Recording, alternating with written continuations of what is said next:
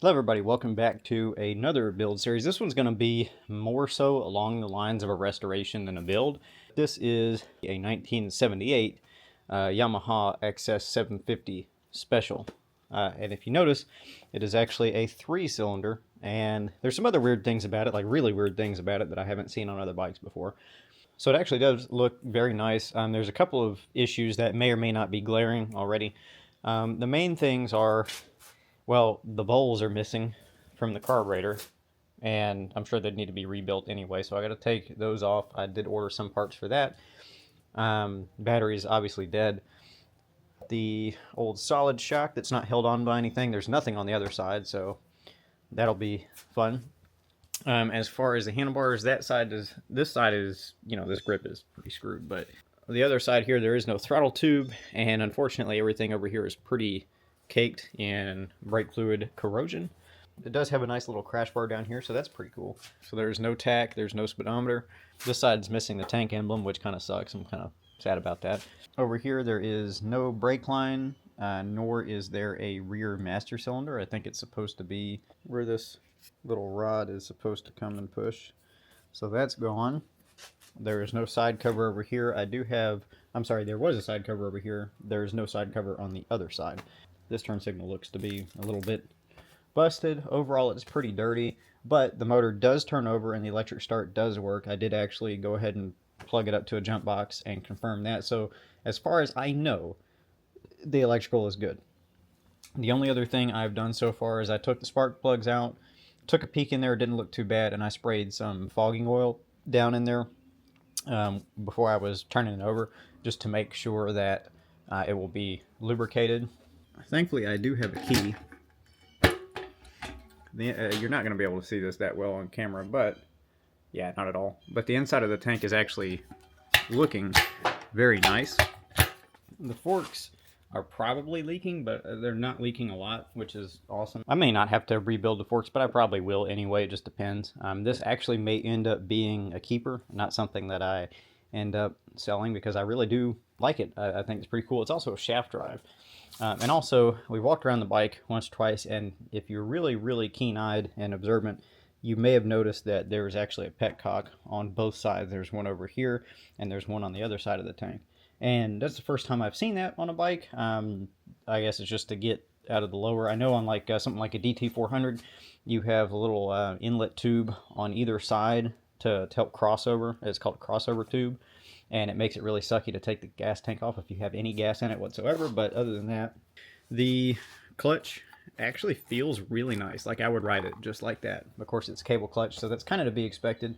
I have not checked oil yet. I have not changed the oil yet. It has not ran yet, so I have not checked shaft drive oil. The tires, I would actually probably ride on them. Me personally, I wouldn't sell it, or I would sell it like that, but I wouldn't, advise people ride on it. They actually hold air, and they don't look too dry rotted, but we'll see what they look like when we clean them up. What else? Spark plugs didn't look too bad. I'll probably end up replacing them anyway because it's just good practice. But in the meantime, the first order of business is to get it running. So I have ordered carb kit and new boots. Whenever I do a vintage bike, I always order new motor side boots. Almost always these are fine. Not always, but almost always. These are almost always too brittle and cracked. I already see cracks in this one. This one is pretty stiff, but I'm going to see what happens, because I may have to order some, but at least it'll run without those temporarily. So I verified that, at least I believe, this bike has good bones, and if it doesn't, then it may be a short series, but if anything, I just want to document the process going through this, because I think this is a pretty wicked cool bike, and we'll just see what happens, I guess. So let me pull the carburetors off, and we'll go from there. Alright, so that was actually not near as bad as I thought it was going to be. I know I didn't film the process. I really don't have a good way to film that with this particular camera setup. I hope to get a set of glasses cameras pretty soon. But as of right now, I'll just tell you how I did it, just in case you have one of these and you're wondering. So what I ended up doing was loosen the clamps here, loosen the clamps here, There's 2 bolts on either side of the airbox, one here, and then exactly in the same spot on the other side of the bike. You loosen that up, and then what I do is I have the carburetor removal tool, aka a crowbar, and I just brace it on a very thick part of the engine. Don't worry about marring it up. You can put like a cloth there. I very, very rarely ever make a mark on the engine, and that helps you pry it out of these boots. And from there, I just kind of use that leverage on cam chain tensioner and all that to push the carburetor set up, and it came out enough where I could actually just lift the butterfly with my hand, slip this out, and then the carb set just comes right out. It actually is really, really easy, in my opinion, on this particular carb set to disconnect the throttle cable. Typically it's a pain in the butt, but this is the front of the carb set, and here is the butterfly where it actually attaches right here. So now it looks like pretty much everything is here except for somebody may have driven a nail in here or something, but it looks like everything's here except for the floats and the bowls. It does appear that the jets are here. So I'm going to see if I can locate some bowls. I have a rebuild kit coming. I try to use the OEM jets if possible, and it looks like it is going to be possible in this case, so I will do just that. It is my experience that unless you're using an all balls kit, which I am not, I wouldn't really use the jets in a rebuild kit if you can help it. If you do choose to get a rebuild kit and you need the jets, I would highly recommend using all balls. That's my personal experience. Some people may differ. If you can find OEM, that's also cool, but you're going to pay way more than I think it's worth to get them. I'm going to look up some pictures and see if I can match up some bowls. Alrighty, so we did have the shocks actually come in the mail today. Also, as far as an update on the bowl, I did find one that I have here that I believe is going to work. So I have ordered 2 more bowls, and that should be all I need to do the carburetors on it. In the meantime, I did get the shocks in the mail. It did not come with any hardware, so I will have to figure something out, but just bear with me. I think I should have some of this stuff laying around.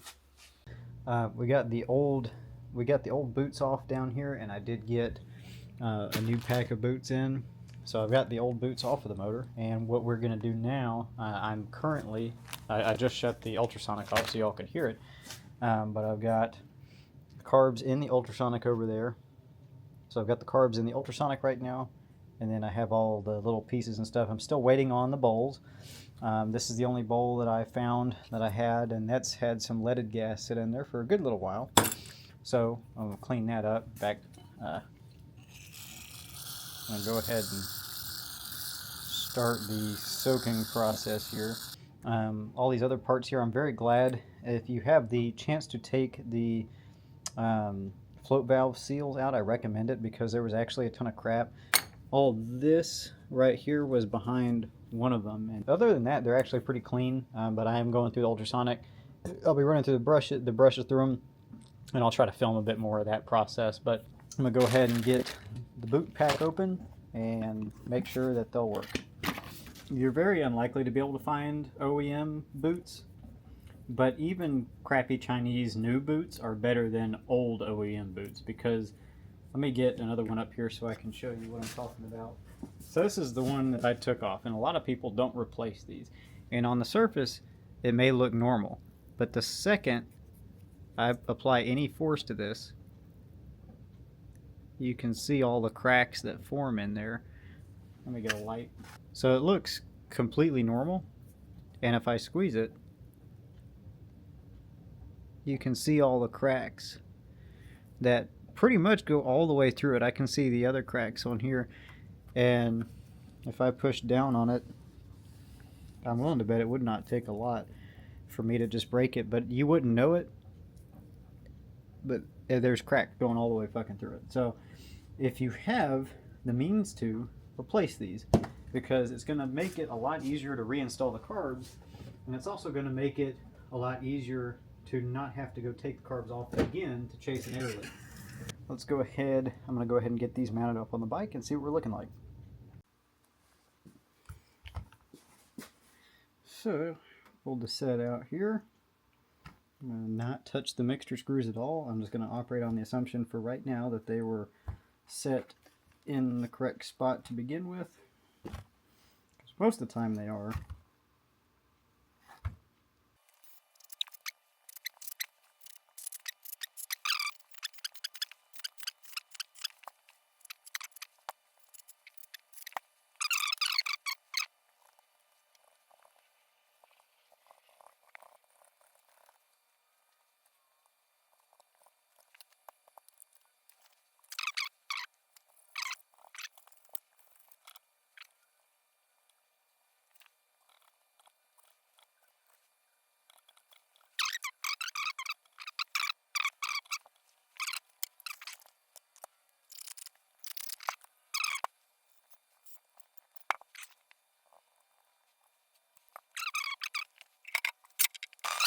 Alright, so with carbs relatively clean, we did install some parts from the kit that came in. So the floats are in, the jets are cleaned, all that good stuff, all the holes have been cleaned out.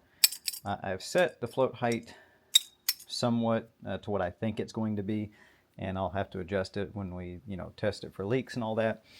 But as of right now, I'm still waiting on the bowls. I don't have a battery yet. I'm still waiting on all the other parts. So for right now, this will be the end of part 1.